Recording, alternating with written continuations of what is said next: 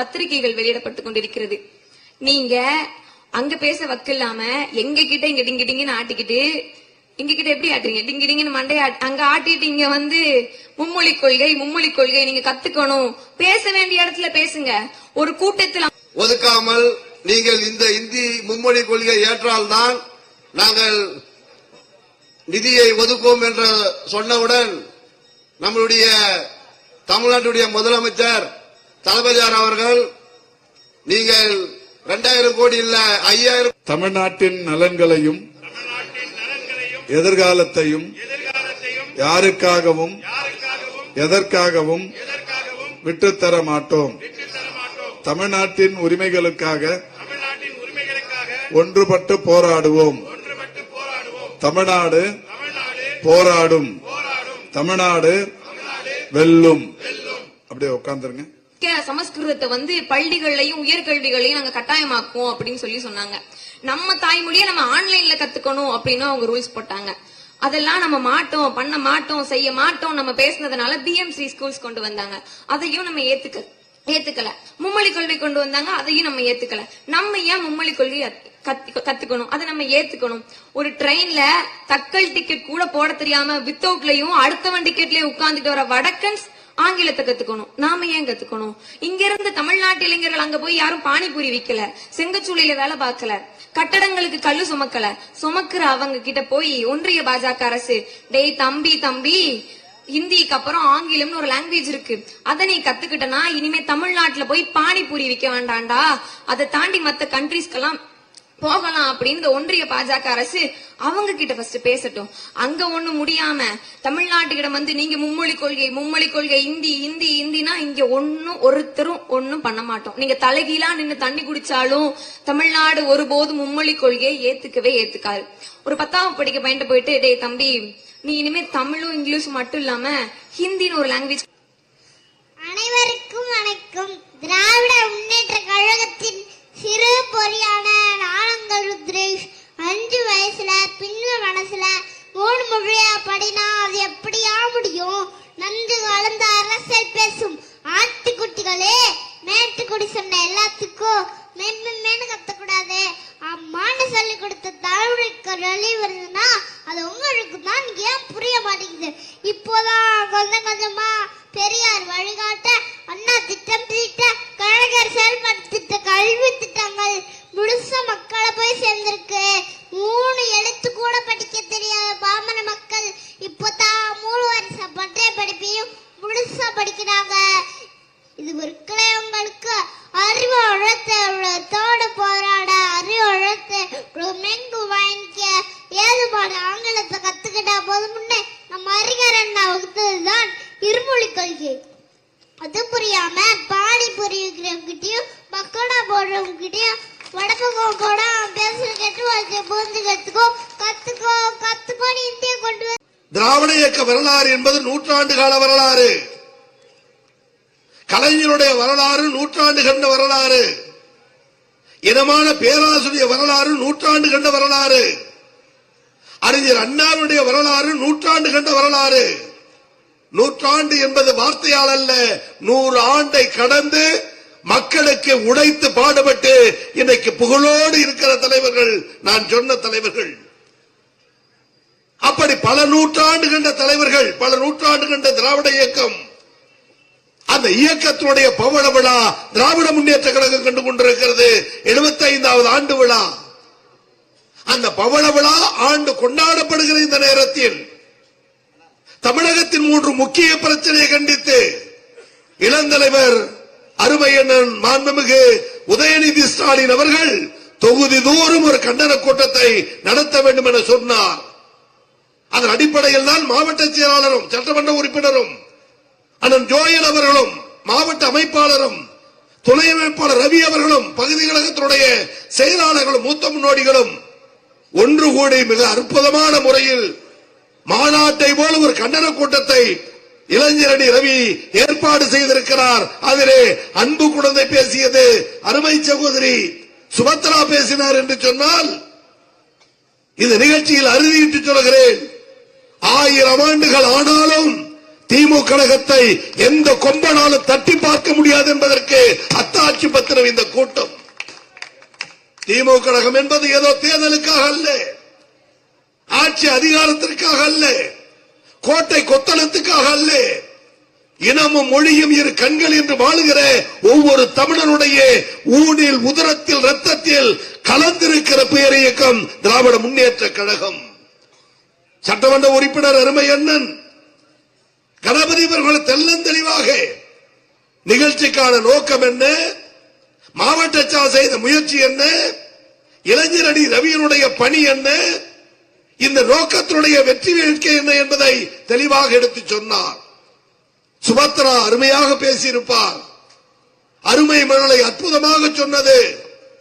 மேடையில் இருக்கிற நாங்கள் மட்டுமல்ல, அருகில் உட்கார்ந்தவுடன் அருமை அண்ணன் தலைமை செயற்குழு உறுப்பினர் அண்ணன் அருணாச்சலம் என்னிடம் சொன்னார், 30 ஆண்டுகளுக்கு முன்னால் உங்களை வைத்து நான் போரூரில் கூட்டம் நடத்தி இருக்கிறேன் என்று சொன்னார்.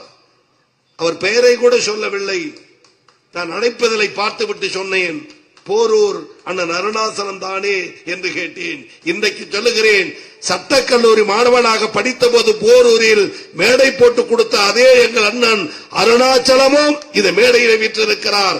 5 வயது குழந்தையும் வாழ்க கலைஞர் என்று சொல்லுகிறது என்று சொன்னால், இந்த இயக்கத்தை தொட்டு பார்க்கிற எதிரி யார், அவனுடைய ஆயுட்காலம் என்ன?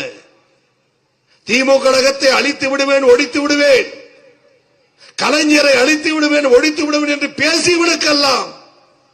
நினைவாலயம் எழுப்பிய பேர் இயக்கம் திராவிட முன்னேற்ற கழகம் என்பது திமுக கழகத்துடைய வரலாறு. எங்களை தொட்டு பார்த்தவன் தான் கெட்டு போயிருக்கிறான் தவிர நம்பி வந்தவனை வாழ வைக்கிற ஒரே பேர் இயக்கம் திராவிட முன்னேற்ற கழகம் என்ற கம்பீர இயக்கம். நம்பி வரலாம், ஏதோ ஆட்சி அதிகாரத்திற்காக அல்ல. அருமை அண்ணன் ஜோயல் போன்றவர்கள் இளைஞரணி படையில் தலைவரோடு பணியாற்றி, அண்ணன் உதயநிதி அவரோடு பணியாற்றி, மாநிலம் முழுவதும் இருக்கிற மாவட்ட அமைப்பாளர்களை தொடர்பு கொண்டு லட்சியத்தோடு இளைஞரணியை தூக்கி பிடிக்கிறோம் என்றால் எதற்கு? நம்முடைய உணர்வை கட்டி காப்பதற்காக அல்லவா? ஆளுங்கட்சியாக இருக்கிற பொழுது ஏனோ கண்டன கூட்டம் நடத்த வேண்டும், ஆர்ப்பாட்டம் நடத்த வேண்டும், கோட்டை கொத்தளம் சொகுசு வாழ்க்கை வாழ தெரியாத அதுவல்ல. அண்ணா சொன்னார், பதவி என்பது என் தோளில் போடுகிற துண்டு, இந்த துண்டை நான் என்றைக்கு எடுப்பேன், ஆனால் இடுப்பில் கட்டி இருக்கிற வேட்டியை, லட்சியத்தை என் வாழ்நாளில் இறக்க மாட்டேன் என்று சொன்னது பேரறிஞர் அண்ணா. அண்ணாவின் தம்பிகள் திமுக கழகத்தின் கூடாரம். அதே தலைவர் கலைஞர் சொல்லுவார், இந்த இயக்கத்திற்கு நான் என்ன செய்தேன் என்று எண்ணக்கூடியவர் கழகத்தின் ரத்த நாணம். சொல்லுவது கலைஞர் கோவி செலியன் அல்ல, சொல்லுவது கலைஞர் அண்ணன் ஜோயல் அல்ல, சொல்லுவது கலைஞர் அண்ணன் கணபதியோ அண்ணன் ரவியோ அல்ல. இந்த இயக்கத்திற்கு நான் என்ன செய்தேன் என்று எண்ணுபவன் கழகத்தின் ரத்த நாளம். இந்த இயக்கம் எனக்கு என்ன செய்தது என்று எவனாவது கருதுவானையானால் அவன் இந்த இயக்கத்தின் புற்றுநோய் என்று நம்மை அடையாளம் காட்டிய தலைவர் டாக்டர் கலைஞர் என்ற அற்புத தலைவர். அதைதான் அண்ணன் தளபதியும் சொன்னார், எல்லோர் உடலிலும் சிகப்பு ரத்தம் ஓடும், ஆனால் திமுக தொண்டனுடைய உடலில் கருப்பும் சிவப்பும் கலந்த ரத்தம் ஓடும், அதுதான் திமுக ரத்தம் என்று நமது உணர்வில் ரத்த வெறியை ஊட்டியவர் அன்பு தலைவர் டாக்டர் கலைஞர் பிள்ளை அண்ணன் தளபதி. எனவே ஆளுங்கட்சி என்பது எங்களுக்கு பெருமை, மக்களுக்கு பணியாற்ற. ஆனால் திமுக தொண்டன் வெறிபிடித்து கிடக்கிறான். ஆளுங்கட்சி என்ற கட்டுப்பாட்டில் சட்ட ஒழுங்கை பாதுகாக்க வேண்டிய நிலைப்பாட்டில் இல்லை என்றால் ஒன்றிய அரசு செய்கிற அடாவடித்தனத்திற்கு, அக்கிரமத்திற்கு, ஏதோ அதிகார போக்கிற்கு, தமிழனை மதிக்காத அவமரியாதைக்கு கட்டுப்பட்ட காரணத்தால் கட்டுண்டு கிடக்கிறோம். தலைவர் கண்ணசுவில் தமிழகத்தை புரட்சி மாநிலமாக மாற்றுகிற வல்லமை திமுக கழகத்திற்கு உண்டு. இந்தியை திணிக்கிறாயே, என்ன பயன்? இன்றைக்கு நேற்றைக்கா இந்தியை திணிக்கிறாய்? இந்தி என்ற மந்தி மொழி வேண்டாம் என்று 38 சொன்னோம். 1938 பெரியார் தலைமையில் போராட்டம், சிறைச்சாலை சென்றோம். சாத்தூர் பாலகிருஷ்ணன், மேயர் சிட்டிபாபு, செத்துப்போன தியாகிகள் பட்டியலை சொல்லிக் கொண்டே இருக்கலாம். கீழப்பழூர் சின்னசாமி, தாளமுத்து நடராசன், எப்பேற்பட்ட தியாகங்களை செய்துவிட்டு திமுக கழகம் இன்றைக்கு ஆட்சி அதிகாரத்தில் இருக்கிறது. கலைஞர் தான் சொல்லுவார், நான் மேடையில் நின்று பேசுகிறேன் என்று சொன்னால் இது பலகையால் அமைக்கப்பட்ட மேடை அல்ல, என் தொண்டன் முதுகெலும்பின் மீது ஏறி நின்று பேசுகிற என்ற உணர்வு எனக்கு உண்டு என்று தொண்டனுடைய உழைப்பை பாராட்டிய தலைவர். அந்த தலைவனை போல் கட்சியை கட்டி காக்க இன்னொரு தலைவர் உண்டா? 13 ஆண்டு காலம் எம்ஜிஆர் முதலமைச்சர், சினிமா மோகம். 10 ஆண்டு காலம் அஇஅதிமுக ஆட்சி தமிழகத்தில், தளபதி திமுகவின் தலைவர். எதிர்க்கட்சி வரிசையில் இருந்தோம்.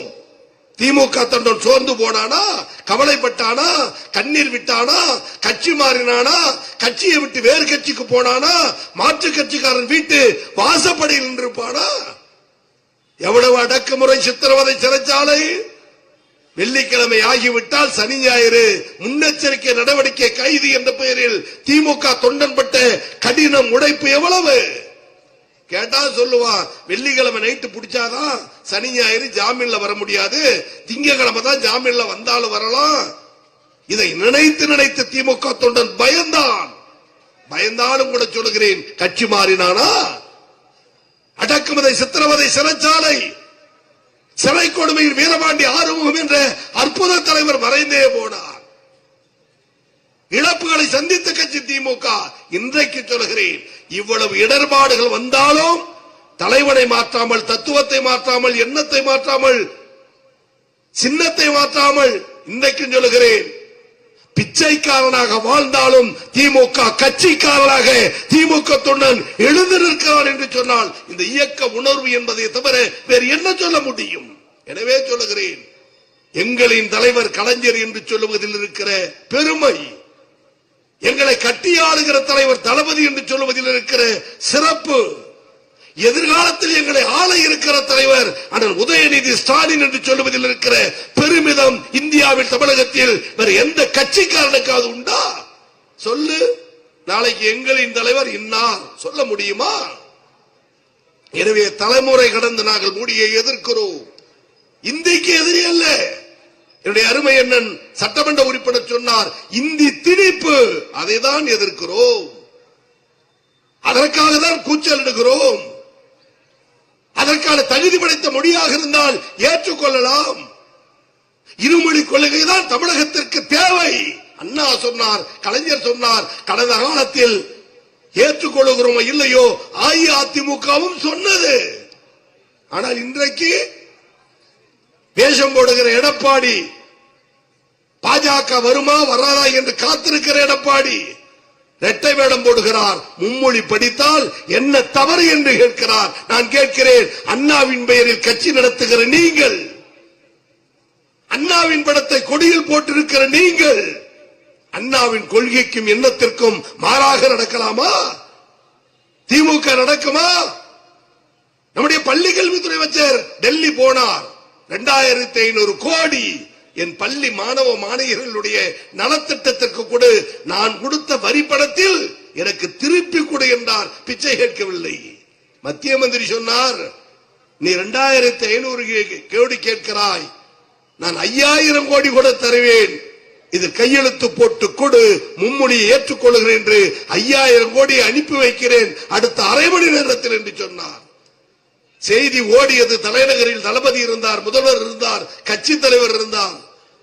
தொலைக்காட்சியை பார்த்துவிட்டு நம்முடைய அன்பு தலைவர் தளபதி கொதித்து போய் சொன்னார், 2500 கோடி எங்கள் அமைச்சர் கேட்டால் 5000 கோடி தருவேன், மும்மொழியை ஏற்றுக்கொள் என்று சொல்லுகிறாயே, நீ 10,000 கோடி தந்தாலும் முன்னிடத்தில் மண்டியிட மாட்டேன், இந்தியை எதிர்ப்பேன், தமிழ் மொழி காப்போம் என்று பணத்தை துச்சமான தூக்கி எறிந்து தன் நிதியில் நாட்டை ஆளுகிற ஒரு முதலமைச்சர் நம்முடைய முதலமைச்சர்.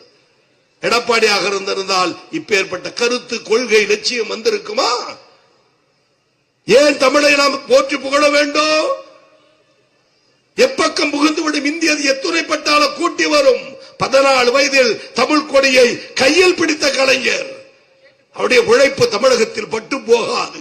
இன்றைக்கு சொல்கிறேன், தலைவர் நம்முடைய நினைவில் இருக்கிறார், பார்க்கிற இடங்களில் படமாக இருக்கிறார், வண்ண சுவரொட்டியாக இருக்கிறார்.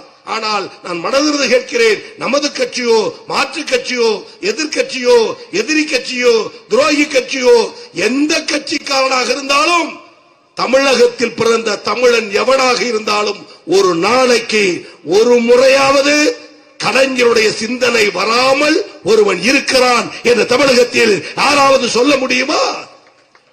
மாற்று கட்சிக்காரன் கூட எந்த பக்கம் திரும்பினாலும் நம்மை ஆட்கொள்வது அன்பு தலைவர் கலைஞர் தானே. அவர் பேசிய பேச்சுகள் தானே, எழுதிய எழுத்துகள் தானே, நடத்திய போராட்டங்கள் தானே, செய்த தியாகங்கள் தானே, செய்த சட்டங்கள் தானே. எனவே இப்பேற்பட்ட பெருமைக்கு சொந்தக்காரர் திமுக கழகமும் அதன் தலைவர் தளபதியும் என்று சொன்னால் எங்களை நீ அடிமைப்படுத்த நினைக்கிறாயே, நியாயம்தானா? இன்றைக்கு நேற்றைக்கு அல்ல, கலைஞருடைய போர்க்குணம் சாதாரண குணம் அல்ல. எல்லா மாநிலங்களும் ஒத்துக்கொள்கிறது, தமிழகத்தில் மட்டும் ஏன் மறுக்கிறீர்கள் என்று கேட்கிறீர்கள். நான் கேட்கிறேன், இது கலைஞர் எங்களுக்கு உணர்வை ஊட்டிய பூமி, பெரியார் உழைத்த பூமி, அண்ணா அரும்பாடுபட்டு தமிழ் உணர்வை கட்டி காத்த பூமி. பெரியாரும் அண்ணாவும் வடமாநிலத்தில் பிறக்கவில்லை, எனவே அவனுக்கு அந்த உணர்வு வரவில்லை.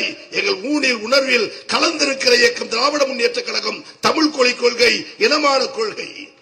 அதிலும் தந்தை பெரியாருடைய உழைப்பு சாதாரண உழைப்பா? பெரியாரை பற்றி குறை சொல்லுகிறார்களே, பெரியார் 97 வயது வரை அப்பா அம்மா என்று முடியாத காலத்தில் முணுகி மூத்திர சட்டி இடிப்பில் கட்டிக்கொண்டு இது தமிழ் சமுதாயத்திற்கு உழைத்தாரே. பெரியாரும் அண்ணாவும் கலைஞரும் இல்லை என்றால் என் தமிழ் சமுதாயமே நீயும் நானும் மனிதனாக வாழ்ந்திருக்க முடியுமா? வேட்டி சட்டையோடு உழவ முடியுமா? காலிலே செருப்பு போட முடியுமா? நாற்காலியில் உட்கார முடியுமா? எல்லா இடத்துக்கும் போக முடியுமா?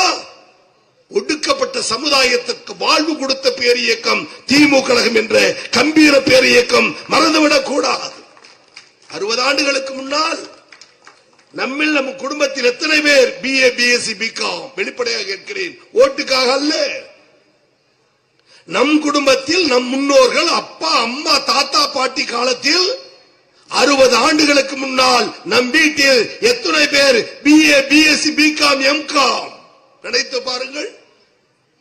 ஆனால் 40 ஆண்டுகளுக்கு பின்னால் அண்ணாவும் கலைஞரும் பெரியாரின் கொள்கையை கையில் எடுத்ததற்கு பின்னால், அண்ணல் அம்பேத்கருடைய சட்ட பாதுகாப்பு தமிழக மக்களுக்கும் இந்திய மக்களுக்கும் கிடைத்ததற்கு பின்னால், கலைஞர் செய்து காட்டிய சாதனைகளால் இன்றைக்கு சாதாரண ஒரு குப்பனும் சுப்பனும் BA BSc BCom BE MCom MPhil PhD என்று தன் பெயருக்கு பின்னால் ஜாதியின் பெயரை தூக்கி எறிந்துவிட்டு பட்டப்படிப்பை போட்டுக் கொள்கிறான் தமிழகத்தில் என்றால் திமுக செய்து காட்டிய சாதனை கொஞ்சமா நெஞ்சமா?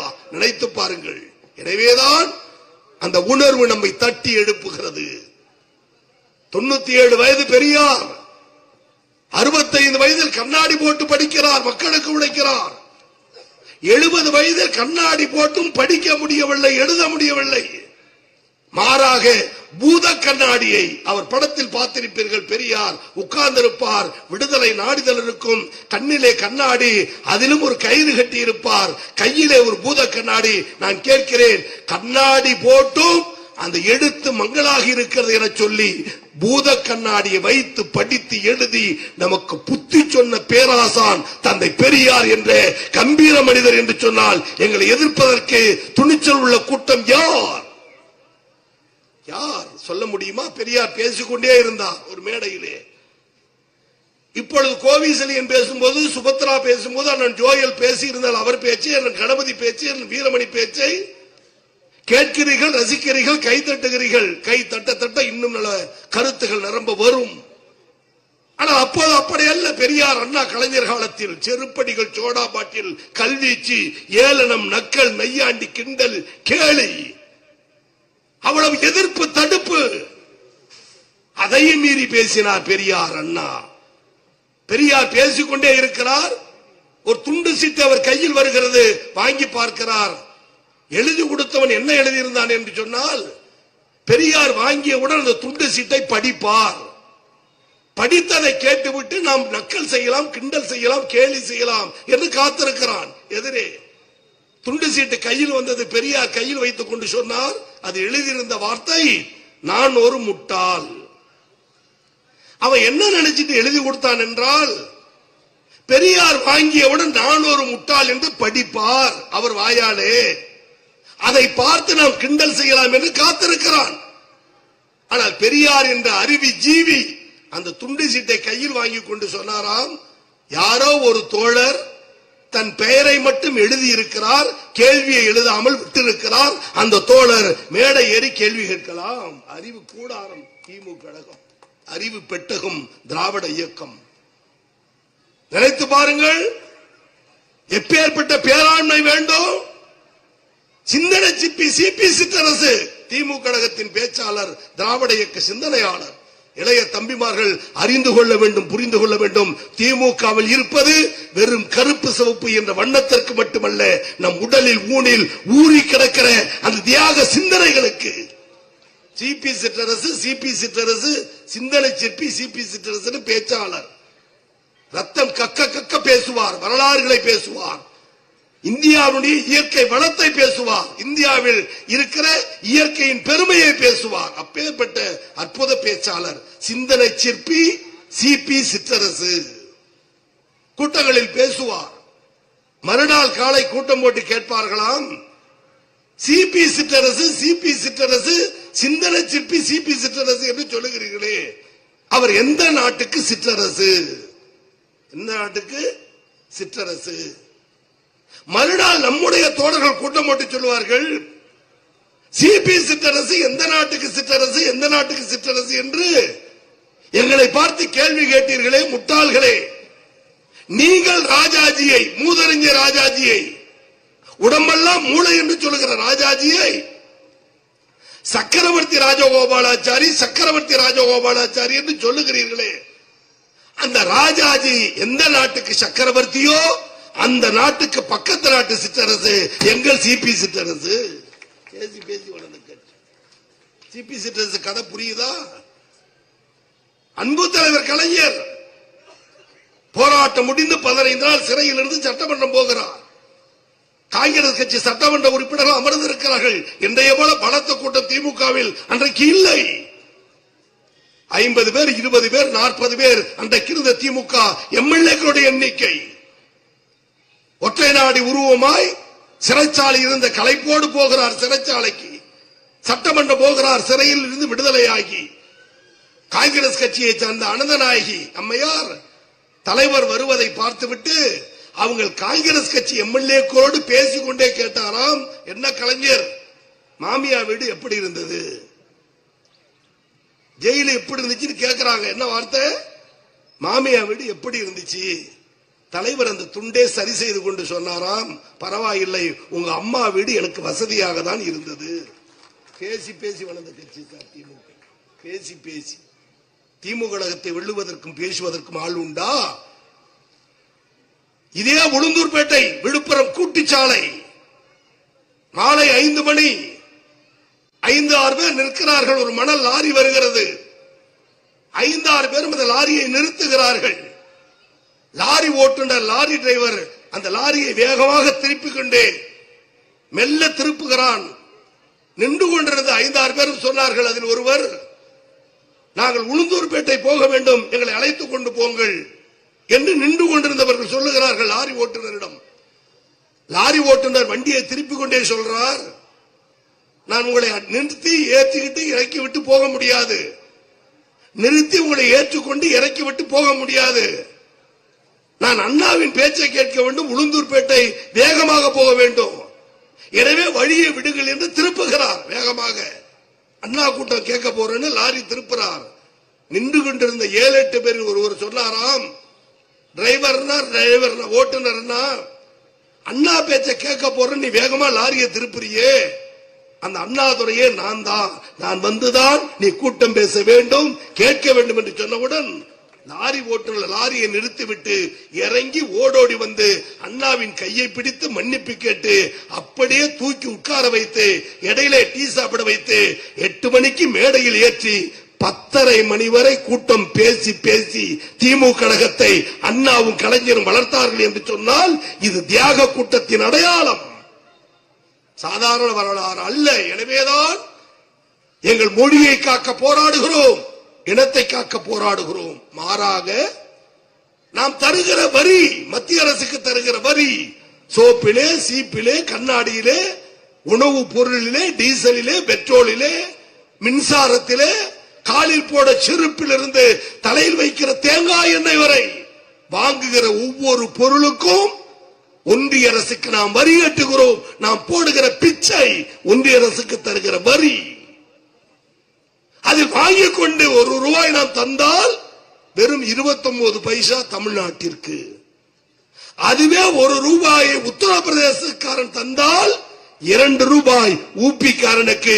இது என்ன நியாயம் என்று கேட்பதுதான் இளைஞர் படை தலைவர் அண்ணன் உதயநிதி ஸ்டாலின் நாடு முழுவதும் கண்டன குரல் எழுப்பி கேட்கிறார். தமிழர்கள் என்ன உனக்கு இழிச்ச வாயானா? அந்த 29 பைசாவது நீ முறையாக தருகிறாயா? இல்லையே.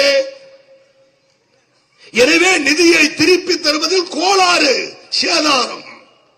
அதை தட்டி கேட்கிறார் நம்முடைய தலைவர் அண்ணன் தளபதி.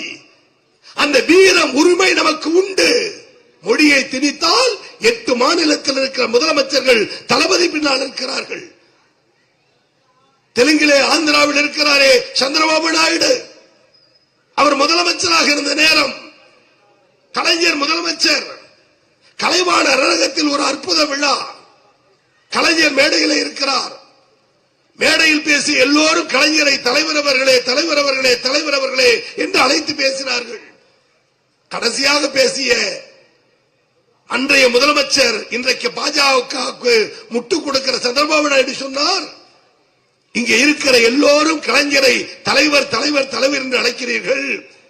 அவர் உங்களுக்கு மாத்திரம் தலைவர் அல்ல, ஆந்திராவின் முதலமைச்சராக இருக்கிற நானே சொல்லுகிறேன், எனக்கும் சேர்த்து தலைவர் தமிழ்நாட்டு முதலமைச்சர் டாக்டர் கலைஞர் என்று அன்றைக்கு மனதார பாராட்டினார்.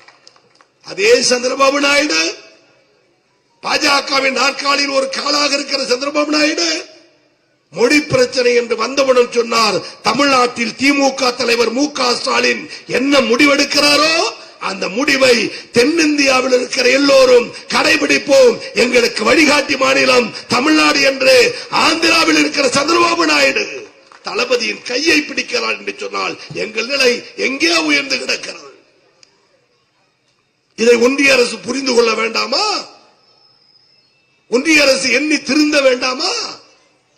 எனவே நிதி பகிர்வில் பாரபட்சம். உங்களிடம் யாசையும் கேட்கவில்லை. நம்முடைய அன்பு தலைவர் டெல்லி போனார். செய்தியை விரைவாக சொல்லி முடிக்க விரும்புகிறேன், வரலாறு மறந்துவிடக் கூடாது என்பதற்காக. தலைவர் டெல்லி போனார். அன்னை இந்திரா காந்தி அம்மையார் வீட்டில் அவரை சந்தித்தார். சந்தித்து தேநீர் சாப்பிடும் பொழுது அன்பு தலைவர் கலைஞர் சொன்னார் இந்திரா காந்தி அம்மையாரிடம், இந்திரா என்று சொன்னால் 144 அணிசேரா நாட்டுக்கு தலைவி, உருவத்தில் பெண்ணாக இருந்தாலும் உள்ளத்தில் ஆணாக இருந்த வீர மங்கை, நேரு பெருமான் பெற்றெடுத்த சீமாட்டி, பங்களாதேஷ் யுத்தத்தை, பாகிஸ்தான் யுத்தத்தை நடத்தி காட்டியவர். இந்திரா காந்தி வீட்டில் முதலமைச்சர் கலைஞர், பிரதமர் இந்திரா காந்தி தேநீர் சாப்பிட்டுக் கொண்டிருக்கிறார்கள். தேநீர் குடிக்கும் போதே கலைஞர் சொன்னார், பாரத பிரதமர் இந்திரா காந்தி அவர்களே, ஆகஸ்ட் 15 ஜனவரி 26 தேசிய கொடியை நீங்கள் ஏற்றுவதை போல் அந்தந்த மாநில முதலமைச்சர் அந்தந்த மாநிலத்தில் தேசிய கொடி ஏற்றுகிற உரிமையை நீங்கள் வழங்க வேண்டும் என்று கலைஞர் சொன்னார். தேநீர் சாப்பிட்ட இந்திரா காந்தி தேல் கொட்டியதை போல் ஷாக்காகி அந்த டீ கோப்பையை கீழே வைத்துவிட்டு கோபத்தில் கலைஞரை பார்த்து சொன்னாராம், மிஸ்டர் கலைஞர், டெல்லி எனது கோட்டை. சொன்னது இந்திரா காந்தி. கலைஞர் கேட்டது, தேசிய கொடி ஏற்றுகிற உரிமையை எங்களுக்கு தர வேண்டும், நீங்கள் டெல்லியில் ஏற்றுவதை போல. அடுத்த வார்த்தை இந்திரா காந்தி சொன்னார், மிஸ்டர் கலைஞர், டெல்லி எனது கோட்டை. அதை உள்வாங்கிய கலைஞர் அடுத்த வினாடி பதில் சொன்னார், டெல்லி உனது கோட்டை என்றால் சென்னை எனது கோட்டை, நான் தேசிய கொடியை ஏற்றுவேன் என்று அந்தந்த மாநில முதலமைச்சர் அந்தந்த மாநிலத்தில் தேசிய கொடி ஏற்றுகிற உரிமையை போராடி பெற்று தந்த ஒரே தலைவர் இந்தியாவில் டாக்டர் கலைஞர் என்ற கம்பீர தலைவர். எடப்பாடிக்கு இந்த வரலாறு புரியுமா?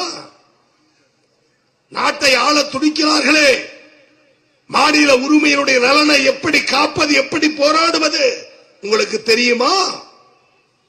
மாறாக ஆட்சி அதிகாரத்தில் நாம் இறங்கிவிட்டோம். எம்ஜிஆர் முதலமைச்சர் தேசிய கொடி ஏற்றுகிற நேரம் தேசிய கொடி எம்ஜிஆர் கையில், இடப்பக்கத்தில் ஆர் எம் வீரப்பன், வலப்பக்கத்தில் அதிமுக மூத்த தலைவர்கள் எல்லோரும் சூழ்ந்து நிற்க அந்த தேசிய கொடியை கையில் வாங்கிக் கொண்டு ஆளாளப்பட்ட எம்ஜிஆர் சொன்னாராம், என்னதான் அரசியலில் கலைஞரை வீழ்த்திவிட்டு நான் முதலமைச்சர் ஆகியிருந்தாலும், சொன்னது எம்ஜிஆர், கோவிசரியன் அல்ல, என்னதான் கலைஞரை வீழ்த்திவிட்டு அரசியலில் நான் முதலமைச்சர் ஆகியிருந்தாலும் என்னை போன்றவர்களும் இந்த தேசிய கொடி ஏற்றுகிற உரிமையை எனக்கும் பெற்று தந்த நமது தலைவர் டாக்டர் கலைஞருக்கு நன்றி நன்றி நன்றி நன்றி. அந்த உழைப்பு, தியாகம், அறிவு, ஆற்றல் தமிழகத்தில் வேறு யாருக்கு உண்டு? அடையாளம் காட்ட முடியுமா? சொல்லுங்கள் பார்ப்போம். எனவேதான் ஆந்திராவை விட, கேரளாவை விட, ஒரிசாவை விட, பீகாரை விட, உத்தரப்பிரதேசத்தை விட தமிழகத்தில் இருக்கிற தமிழனுக்கு சூடு சொரணை இருக்கிறது என்று சொன்னால் எங்கள் உதரத்தில் அந்த உணர்ச்சியை ஊட்டிய தலைவர் டாக்டர் கலைஞர் என்ற அற்புத தலைவர். அவர் வழியில் ஆருயிர் அண்ணன் தளபதி, அதே திசையில் எங்கள் இளந்தலைவர் அண்ணன் உதயநிதி ஸ்டாலின் பம்பரமாக பணியாற்றி இளைஞர்களிடம் அதே வேட்கையை உருவாக்கி வருகிறார். கலைஞரின் மகன் தளபதி, தளபதியின் மகன் அண்ணன் உதயநிதி, நான் பணிவோடு கேட்கிறேன், இது கொள்கை வாரிசாக நாட்டில் பயணப்பட்ட காரணத்தால் எதிரிகள் நடுநடுங்கி போகிறார்கள். நான் எல்லாவற்றையும் விட இன்னும் கேட்கிறேன், தளபதியை போல் தமிழ்நாட்டிற்கு உழைத்த தலைவர் யார்? 14 வயதில் இளைஞரணியை துவக்கி சிறு வயதில் மத்திய சிறைச்சாலையில் 1.5 ஆண்டு காலம் சிறை கொட்டடைக்கு ஆளாகி அடித்து உதைத்து நீ தானடா ஸ்டாலின் என்று அவர் முடியை கோதி பிடித்து போலீஸ் வேனில் தூக்கி எறிந்த போது அப்பா என்று கண்கலங்கிய நேரத்தில், நேற்று வரை கல்லூரி மாணவன் முதலமைச்சர் மகன், ஆனால் இன்றைக்கு காவல்துறை அவர் முடியை பிடித்து தூக்கி எறிந்த நேரத்தில், அப்பா என்று கலங்கிய நேரத்தில் கோபாலபுரத்தின் படிக்கட்டில் என்று கலைஞர் சொன்னாராம், கலங்கிய மகனை பார்த்து, அடி வாங்கிய மகனை பார்த்து, நீ ஒன்னும் சின்னசாமியும் சிவலிங்கம் செய்த தியாகத்தை விட பெரிய தியாகம் செய்யவில்லை, சென்று வா மகனே என்று தன் மகனை போலீஸ் ஒப்படைத்த ஒரே தலைவர் டாக்டர் கலைஞர் என்ற கம்பீர தலைவர். அந்த தலைவருடைய பிள்ளை அண்ணன் தளபதி, அவருடைய பிள்ளை அண்ணன் உதயநிதி. நான் செய்திக்காக சொல்லுகிறேன், முரசொலியில் தலைவர் கலைஞர் எழுதுவார், உடன்பிறப்பே கடிதம். அந்த உடன்பிறப்பே கடிதம் தான் ஒவ்வொரு மனிதனுக்கு அற்புதமான வரலாற்றை சொல்லி தந்த கடிதம். உடன்பிறப்பே இன்றைக்கு தளபதி எழுதுகிறார், உங்களில் ஒருவன். அந்த முரசொலியில் தலைவர் எழுதினார், மகனே ஸ்டாலின். உடன்பிறப்பே கடிதத்தின் தலைப்பு, மகனே ஸ்டாலின், நான் சிறையில் இருந்த பொழுது நீ எனக்கு மகனாக பிறந்தாய். நான் சிறையில் இருக்கும்போது உனது தாய், எனது மனைவி உன்னை சிறை கம்பிகளுக்கு இடையே காட்டினார். நான் சிறையிலிருந்து கையை வெளியே விட்டு உன் முகத்தை வருடி முத்தம் தந்தேன். இன்று உனக்கு ஒரு மகன் பிறந்திருக்கிறான், எனக்கு ஒரு பேரன் பிறந்திருக்கிறான், நீ சிறையிலே இருக்கிறாய். நான் எப்படி சிறையில் இருந்து உன் முகத்தில் கை வைத்து முத்தம் தந்தேனோ, மகனே ஸ்டாலின், உனது மகனுக்கு எனது பேரனுக்கு நீயும் அப்படியே கன்னத்தை வருடி முத்தம் தாடா. நம் குடும்பமே தியாக குடும்பம் என்று எழுதிய தலைவர் டாக்டர் கலைஞர் என்றால் எங்களை விட தியாகம் செய்த வாரிசு உள்ள குடும்பம் எது? எனவேதானே இந்த கட்சியில் உயிராக நிற்கிறோம், பதவி பவுசுக்காக இல்லாமல் லட்சியத்தோடு நிற்கிறோம். எனவே அப்பேற்பட்ட ஒப்பாரும் மிக்காரும் இல்லாத தலைவர் இன்னைக்கு போராடுகிறார். தமிழகத்தில் 40 எம்பிகள் பாண்டிச்சேரி உள்பட, பாண்டிச்சேரி அண்டை மாநிலம், தமிழகத்தில் 39. 1971 மக்கள் தொகை கணக்கெடுப்புப்படி 39 தொகுதி. பாண்டிச்சேரியும் சேர்த்து நான் இன்றைக்கு அறிவித்து விட்டு போகிறேன். கடந்த முறை நாடாளுமன்ற தேர்தலில் மீண்டும் மோடிதான் பிரதமர் என்று சொன்ன நேரத்தில், பல்வேறு மாநிலங்களில் பாஜக 1-2 இடங்களை பிடித்த நேரத்தில், டெல்லியிலும் காலூட்டி ஜெயிச்ச நேரத்தில், கன்னியாகுமரியிலிருந்து காஷ்மீர் வரை நின்றத்தில் அனைத்திலும் சில இடங்களில் வெற்றி பெற்ற பாஜக. ஆனால் தமிழ்நாட்டில் 40க்கு 40 திமுக கூட்டணி தளபதி தலைமையில் வென்று காட்டியது. 100க்கு 100 மார்க் நம்முடைய முதலமைச்சர் வாங்கினார் என்று சொன்னால் அது சாதாரண வெற்றியா? எனவே டெல்லி சர்க்கார் நினைத்தது எம்பிகள் அதிகம் இருந்தால் தானே எதிர்ப்பு, எம்பிகளை குறைக்கலாம் என 31 இடம் மட்டும் தமிழகத்திற்கு என்று சொன்னது. உடனே தலைவர் சொன்னார், மக்கள் தொகை கணக்கெடுப்புப்படி நடத்த வேண்டும். நாங்கள் மக்கள் கட்டுப்பாட்டு திட்டத்தை கொண்டு வந்தோம், குழந்தைகள் பெற்றுவதை நிறுத்தினோம், சட்டத்திற்கு கட்டுப்பட்டோம். குழந்தைகளை குறைவாக பெற்றதற்கு ஒன்றிய அரசு எங்களை ஊக்கப்படுத்த வேண்டுமே தவிர இருக்கிற எம்பிகளை குறைக்க கூடாது.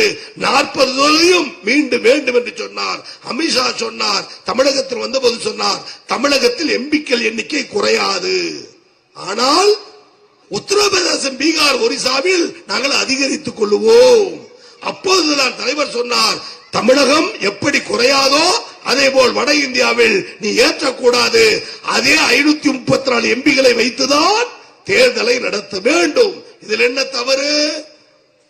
ஆக குறுக்கு வழியில், கொல்லப்புற வழியில் ஆட்சிக்கு வர துடிக்கிற பாஜக, அதற்கு துணை போகிற அதிமுக, அதற்கு வக்காலத்து வாங்குகிற அண்ணாமலை, அதற்கு துணை போகிற தமிழிசை போன்றவர்கள்.